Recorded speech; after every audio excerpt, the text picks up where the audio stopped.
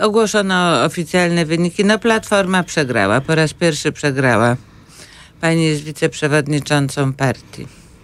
Myślę, że w stosunku do tego, jakie były szanse kilka miesięcy temu, to myśmy naprawdę osiągnęli bardzo dobry wynik dzięki Ewie Kopacz, która bardzo ciężko pracowała i jeździła po całej Polsce, żeby Platforma te wybory wygrała. Jeśli weźmiemy pod uwagę oczywiście liczbę mandatów, to nie jest to samo, to po pierwsze mamy o 7 więcej, a po drugie, no to oczywiście ta procentowa różnica jest może symboliczna, jest jednak tylko 0,5%, także myśmy się liczyli po sondażach, że może ta różnica będzie kilkuprocentowa.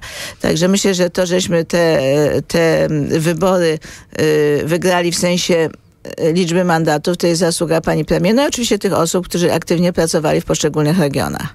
A w Warszawie też pracują? Policzono, że pani wygra w pierwszej turze. To raczej liczyła się z tym opinia publiczna. Ja w każdym wywiadzie, o którym mówiłam, że faworyt nie oznacza pewniak i że nie jest gwarantowana pierwsza tura.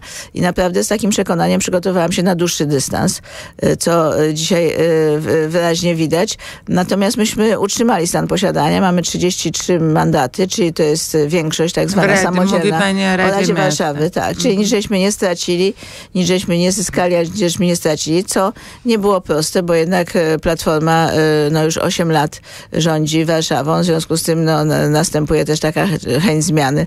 Dlatego mój rywal ma takie hasło, żeby zmiana dla zmiany, tak bym powiedziała. Natomiast jeśli chodzi o Warszawę, to żeśmy tutaj w Radzie Warszawy nie stracili ani jednego mandatu.